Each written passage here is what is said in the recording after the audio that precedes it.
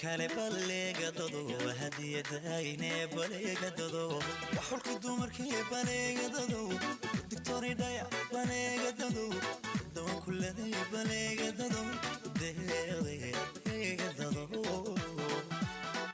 السلام عليكم ورحمة الله تعالى وبركاته. وأنا أحمد بيكي جنرال كعادة ونسمع أحمد بيكي أوفيشال كسر لهذا المقال عصب.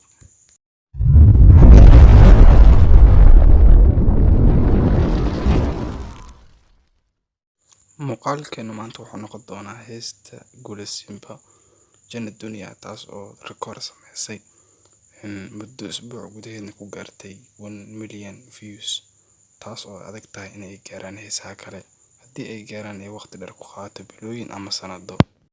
Haddan aan fiirino heesaha 1 milyan dhaafeen kuwaas oo waqti ay ku qaadatay.